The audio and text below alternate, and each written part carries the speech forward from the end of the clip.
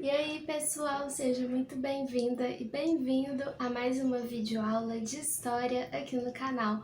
Meu nome é Laura e no mês de outubro as videoaulas são especiais para você que está se preparando para fazer o Enem agora em novembro. Tanto os vídeos de História quanto os de Filosofia são sobre temas, os principais temas que caem no Enem, para te ajudar a fazer a revisão para essa prova tão importante. Eu já falei sobre o Segundo Reinado e em filosofia eu falei sobre o Spinoza, um dos representantes do racionalismo moderno, e hoje eu vou falar sobre o período republicano do Brasil. Muita gente me pediu para fazer videoaula sobre esse período, então eu vou fazer sobre os governos pós-ditadura civil-militar brasileira, desde 1985 até 2016. Eu vou falar só até o governo da Dilma, o impeachment da Dilma, para o vídeo não ficar muito extenso, muito longo, muito cansativo. Se vocês quiserem, eu posso fazer depois um vídeo específico sobre o governo do Michel Temer e do Jair Bolsonaro, para complementar com esse vídeo aqui. Lembrando que aqui no canal já tem um vídeo falando sobre o bolsonarismo e o fascismo, qual relação tem esses dois grupos, se o Bolsonaro realmente foi um governante fascista ou não, o que significa ser fascista. Eu vou deixar o link aqui no card para vocês para assistir depois. A Nova República, ela começa em 1985 com o fim da ditadura civil-militar brasileira e é a que nós estamos vivendo hoje. Nesses 38 anos, nós tivemos 9 presidentes, 3 presidentes tiveram 2 mandatos consecutivos, teve também 2 presidentes que sofreram o processo de impeachment, teve escândalos de corrupção, inflação alta e nós tivemos 5 moedas diferentes. A gente teve o cruzeiro, cruzado, cruzado novo, cruzeiro real e o real, a atual moeda que nós utilizamos hoje. Em janeiro de 1985, o Tancredo Neves foi eleito indiretamente, por eleições indiretas, como o novo presidente do Brasil, e o José Sarney era o seu vice. A eleição do Tancredo Neves ela foi importante porque foi o primeiro presidente eleito civil. Desde 1964, a gente estava tendo presidentes militares. Então, o Tancredo Neves foi o primeiro presidente civil depois desses 21 anos tendo presidentes militares, que a gente estava na ditadura. Então, a eleição de Tancredo Neves, ela simbolizou o fim da ditadura civil-militar brasileira e o início do processo de redemocratização. Só que o Tancredo Neves, ele estava com vários problemas de saúde e ele acabou falecendo antes de tomar posse para presidente. Então, quem tomou a posse para presidente foi o vice da chapa, o José Sarney. Então, o Tancredo Neves acabou falecendo e o José Sarney se tornou o novo presidente do Brasil. Lembrando que ele não foi eleito por meio de eleições diretas, a população não votou nele, ele foi eleito de forma indireta. O governo de José Sarney foi de 1985 até 1990. E o seu período de governo foi marcado por uma inflação alta, foi marcado pela promulgação da nova Constituição e também pelo processo de redemocratização. Seu primeiro ano de mandato, em 1985, foi aprovada a emenda constitucional, garantindo eleições diretas para presidente, governador e prefeito. Não tinha mais eleições indiretas. Agora, a partir de agora é só eleições diretas, porque nós estamos numa república.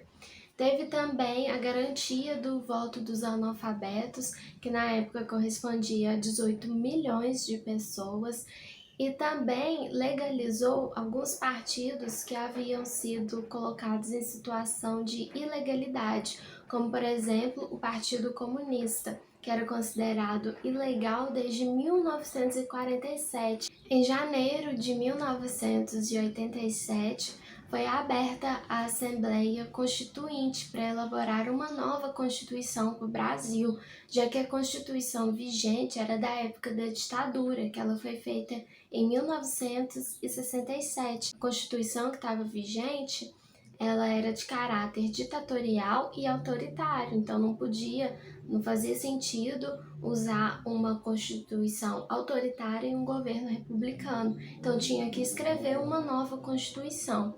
E no ano seguinte, um pouco mais de um ano, em 1988, foi promulgada a nova Constituição do Brasil, que é a que a gente usa até hoje. Ela é conhecida como Constituição Cidadã, porque teve um avanço nos direitos sociais, tanto para mulheres quanto para os povos originários, os povos negros e demais minorias. Na promulgação da Constituição Cidadã, o líder indígena Ailton Krenak fez um discurso na tribuna se manifestando a respeito dos direitos indígenas. Aqui no canal eu tenho uma videoaula sobre a filosofia do Ailton Krenak e no final do vídeo eu mostro um trecho desse discurso, dessa manifestação do Ailton Krenak. Eu vou deixar o link aqui no card para vocês assistirem depois. O Brasil entrou na República com uma alta inflação. E no governo de Sarney tiveram 4 planos econômicos para tentar solucionar essa questão, mas todos fracassaram. O primeiro plano foi o Plano Cruzado. Ele mudou a moeda do cruzeiro para o cruzado, congelou os salários, congelou os preços dos produtos e também criou o seguro-desemprego. Em um primeiro momento, o plano estava dando certo. A taxa de desemprego caiu muito, o que fez com que a inflação caísse também.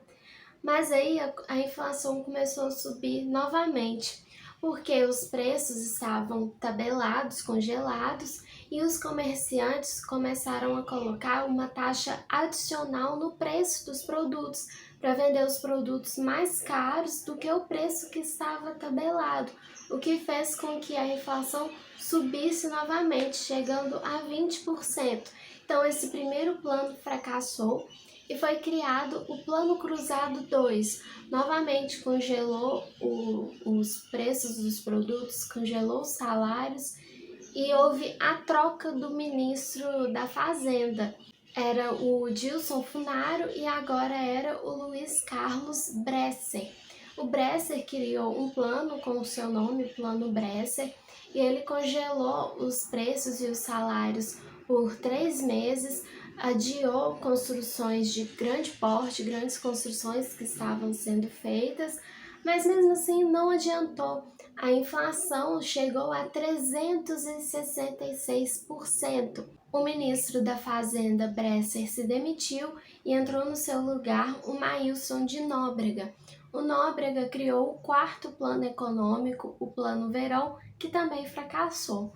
O José Sarney, ele encerrou seu mandato com uma elevada taxa de inflação, encerrou com uma recessão econômica e também com baixo apoio popular. Depois de quase 30 anos sem poder votar para presidente, o brasileiro finalmente conseguiu exercer esse seu direito político nas eleições de novembro de 1989.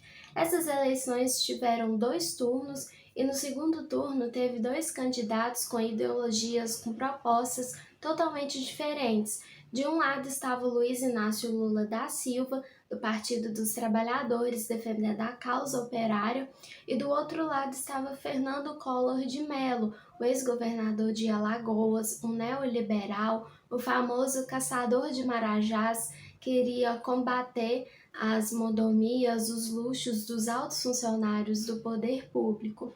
O Collor de Mello ganhou as eleições com 53% dos votos, com o discurso de privatizar empresas estatais, combater monopólios e desburocratizar as regulamentações econômicas. No primeiro dia após a sua posse, o Collor anunciava um novo plano econômico, o Plano Brasil Novo, conhecido como Plano Collor. Nesse plano econômico, o Collor restabeleceu o cruzeiro como moeda do Brasil, que antes era o cruzado, né, que o Sarney tinha mudado. Ele bloqueou contas e aplicações nos bancos, ele congelou parcialmente o preço dos produtos, prefixou os salários, confiscou poupanças e incentivou a importação. O plano Collor fracassou, a inflação continuava crescendo, ela aumentava 21% ao mês, o comerciante não vendia, os consumidores não compravam e as indústrias não se livravam dos estoques de produtos. Além dessa crise econômica com uma inflação super elevada, teve também uma crise na saúde no governo do Collor. Teve epidemias de dengue, malária, lepra, cólera, tudo isso devido a condições precárias do saneamento básico. E para o governo do Collor afundar ainda mais nesse mar de lama, em 1992 começaram os escândalos de corrupção. Em uma entrevista à revista Veja, o irmão do presidente, Pedro Collor, denunciou um esquema de corrupção que o presidente estava fazendo junto com o empresário PC Farias, que havia sido o tesoureiro da campanha eleitoral do Collor. O irmão do presidente disse que os dois estavam assaltando o dinheiro público. Outra entrevista importante foi a do motorista Heriberto, que ele fez a revista Isto É. Ele conta que o PC Farias tinha criado contas fantasmas em diversos bancos. Em agosto de 1992, a população, principalmente estudantes, foram às ruas para manifestar contra o presidente e exigiam um processo de impeachment. Esse movimento ficou conhecido como o Movimento do Caras Pintadas. No mês seguinte, em setembro, a Câmara dos Deputados autorizou a abertura do processo de impeachment. Em dezembro, o Collor renunciou, mas mesmo assim ele foi julgado e teve os seus direitos políticos cassados por 8 anos. O Itamar Franco, que era vice-presidente do Fernando Collor, assumiu a presidência de dezembro de 92 até em 94. Durante seu governo, teve um plebiscito para a população escolher qual forma de governo deveria ser adotada no Brasil, e a República Presidencialista teve a maior quantidade de votos. No seu governo, o Fernando Henrique Cardoso assumiu o Ministério da Fazenda e criou o Plano Real para combater essa crise econômica, essa alta taxa da inflação. E no Plano Real, ele mudou a moeda para o real, que é a que a gente usa hoje. Ele valorizou os salários e aqueceu o comércio, e a inflação caiu. A inflação estava em 2.477% e ela caiu para 22%. Apesar de ter feito a inflação cair, que era o seu principal objetivo, o Plano Real sofreu muitas críticas, principalmente do Partido dos Trabalhadores, porque a taxa de desemprego aumentou muito e o poder de compra do trabalhador se manteve baixo. Mas apesar dessas críticas, o Plano Real foi considerado um sucesso e o FHC se candidatou a presidente do Brasil, ganhando as eleições com 54% dos votos, e ele teve o apoio do Itamar Franco. O Fernando Henrique Cardoso, o FHC, assumiu a presidência no dia 1º de janeiro de 1995, e o seu principal objetivo era combater a alta taxa de inflação, a hiperinflação. Uma das medidas foi que ele pareou o dólar com o real, ou seja, R$1 equivalia a $1. Isso beneficiou as importações, mas não colaborou com as exportações, porque o real valendo o mesmo que o dólar fez com que os produtos brasileiros no exterior fossem considerados muito caros. Então, isso fez com que diminuísse as exportações. O FHC também privatizou empresas estatais, como por exemplo a Anatel e a Companhia Vale do Rio Doce, alvo de muitas críticas. Teve até manifestações no Rio de Janeiro contra a sua privatização, porque a Companhia Vale do Rio Doce era muito lucrativa para os estados e também eles estavam reclamando sobre o preço que o FHC vendeu essas empresas, porque ele vendeu no preço muito abaixo do que elas realmente valiam. Outra medida adotada pelo FHC foi o congelamento de salários dos funcionários públicos federais. Isso diminuiu os custos do Estado, mas prejudicou os trabalhadores. O FHC também criou programas sociais, como o Bolsa Escola, Vale Alimentação, Vale Gás. Em 97, um ano antes de encerrar o mandato do FHC, o Congresso aprovou uma emenda constitucional garantindo a reeleição para cargos do Executivo. Então, o FHC se candidatou novamente a presidente do Brasil contra o Lula e o Brizola, numa aliança histórica das esquerdas no Brasil. Mas o FHC ganhou as eleições novamente e iniciou seu segundo mandato consecutivo. O segundo mandato do FHC começou com uma recessão econômica. A inflação estava começando a subir novamente e instituiu algumas medidas que desestimularam o consumo, e isso fez, consequentemente, com que se aumentasse o desemprego no Brasil. E teve também que acabar com essa equiparação do dólar com o real. E um dólar passou a corresponder a 2,15 reais. Isso fez com que empresas e pessoas jurídicas adquirissem uma dívida muito alta em dólar. Então, o FHC teve que tomar providências para resolver isso. Então, ele recorreu ao FMI, o Fundo Monetário Internacional, recebendo um montante de 45 bilhões de dólares. E o requisito para este empréstimo era de manter os juros altos para desestimular o consumo e também para combater a inflação e diminuir os gastos públicos. Além de toda essa questão da crise econômica, o governo do FHC não investiu em infraestrutura, gerando crises, principalmente crises de energia. Em 2001, teve um apagão, não tinha energia elétrica suficiente para abastecer as casas para as pessoas, e as pessoas tiveram que diminuir o consumo doméstico de energia elétrica, sob pena de multa ou então de corte dessa energia elétrica. Perto das eleições de 2002, o FHC organizou a administração para facilitar a transição de governo, para facilitar o acesso a essas questões administrativas do governo.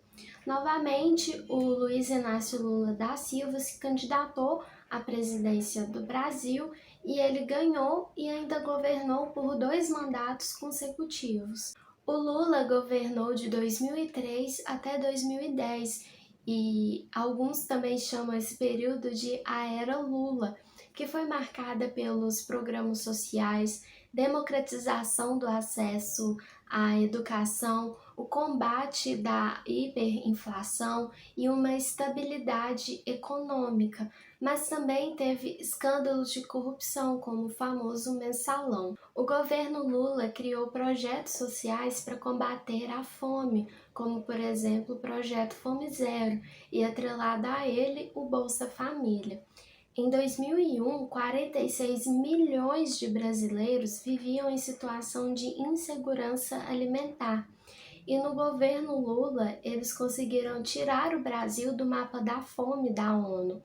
E também houve uma queda do índice de pobreza, caiu 75%.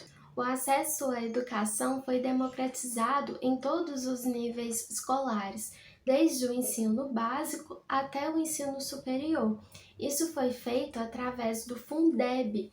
O Fundeb é o Fundo de Manutenção e Desenvolvimento da Educação Básica e de Valorização dos Profissionais da Educação, com o objetivo de promover o financiamento e a expansão da educação. Foi criado também programas como o ProUni, concedendo bolsas integrais e então parciais para as instituições privadas, né, para pessoas com baixa renda. Criou-se as cotas para que pessoas negras, indígenas, de baixa renda, entre outros, tivessem acesso ao ensino superior. E também foi criado o SISU para selecionar estudantes para as instituições, para as faculdades públicas, tanto estaduais quanto as federais, entre outra série de programas sociais que foram criados. O governo Lula encerrou com a inflação a 5,9% e o Produto Interno Bruto, o PIB, estava a 7,5%. Em 2005, começou investigações sobre um escândalo de corrupção, o Mensalão, que havia sido iniciado em 2002, já na gestão do PT. Esse escândalo envolvia vários partidos, como o PT, o PTB e o PMDB, e também os Correios. Através de uma câmera escondida, foi filmado o chefe do Departamento de Contratação dos Correios, o Maurício Maurinho, recebendo uma propina do então deputado federal Roberto Jefferson, do PTB. O Marinho fez uma delação entregando como que acontecia todo o esquema do Mensalão e também entregou outros políticos que estavam envolvidos no esquema, como o José Dirceu, que era o ministro da Casa Civil. Com o decorrer das investigações sobre o esquema do Mensalão, o Lula acabou sendo preso. Ele ficou preso de abril de 2018 até novembro de 2019. O ministro do STF, o Superior Tribunal Federal, o Dias Toffoli, afirmou que a prisão do Lula foi uma armação, fruto de um projeto de poder de determinados agentes públicos. Ele disse também que essa prisão do Lula até poderia ser considerada um dos maiores erros judiciários da história do Brasil, mas foi algo bem pior do que isso. Em 2011, pela primeira vez na história do Brasil, uma mulher assume a presidência do país, a Dilma Rousseff, pelo Partido dos Trabalhadores. Ela governou por 2 mandatos consecutivos, que seria de 2011 até 2018, mas em 2016 ela sofreu um processo de impeachment. A Dilma manteve os programas sociais implementados por Lula. O crescimento econômico pautado no consumo interno estava saturado, o que fez com que a taxa de crescimento diminuísse e a inflação aumentasse. E para controlar essa situação, a Dilma implementou algumas ações, como reformas na Previdência Social, diminuição dos gastos públicos e também privatizações disfarçadas de PPP, parcerias público-privadas. No governo da Dilma, houve a conclusão dos trabalhos da Comissão Nacional da Verdade, que investigou os crimes cometidos contra os direitos humanos, contra a humanidade, durante o período da ditadura civil-militar brasileira. Houve também o encerramento dos julgamentos dos envolvidos no escândalo de corrupção do Mensalão. Enquanto isso, o custo de vida aumentava muito e a inflação também aumentava, chegava a 10% por ano. Nas eleições para presidente de 2014, a Dilma se candidatou novamente e ela venceu as eleições contra o Aécio Neves por uma pequena margem de votos, de diferença de votos. O primeiro ano do segundo mandato da Dilma foi caracterizado por uma elevada crescimento da inflação e custo e gastos públicos muito elevados, porque em 2014 teve a Copa do Mundo aqui no Brasil, e em 2016 teve as Olimpíadas, e isso fez com que tivesse um gasto público elevadíssimo e também fez com que a inflação aumentasse. Além dessa crise econômica do segundo mandato da Dilma, teve a Operação Lava Jato, que investigou um esquema de corrupção dentro da Petrobras, que envolvia os poderes legislativo e executivo. Com essa Operação Lava Jato, rompeu a aliança do PT com o PMDB. E o PMDB era a base de apoio que a Dilma tinha no Congresso. Então, quando acabou essa aliança do PT com o PMDB, a Dilma ficou sem apoio no Congresso. Sem a sua base no Congresso, o Legislativo começou a pedir pelo impeachment da Dilma, sob acusações de que ela tinha feito as pedaladas fiscais, que é usar o dinheiro público para pagar os programas sociais. Então a Dilma foi afastada da presidência e o vice-presidente Michel Temer assumiu a presidência do Brasil. O processo de impeachment foi à votação e os senadores votaram a favor do impeachment da Dilma.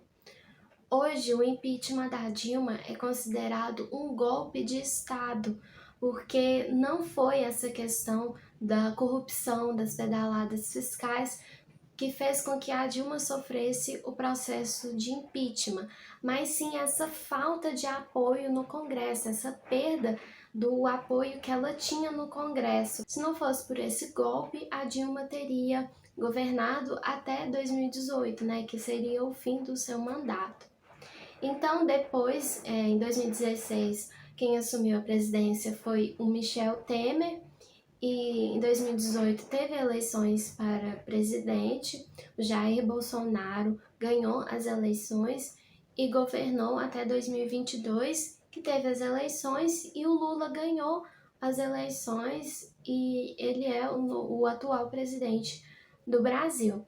Esses dois governos finais, o Michel Temer e o Bolsonaro, como eu falei, eu não vou falar aqui nesse vídeo porque ele já está extenso demais e senão vai ficar um conteúdo muito pesado aqui, muito grande. Esse foi o vídeo de hoje, de história de hoje, sobre esses governos depois da ditadura militar brasileira de 1985 até 2016. Espero que vocês tenham gostado. Não esqueça de curtir esse vídeo, comentar, compartilhar, se inscrever no canal.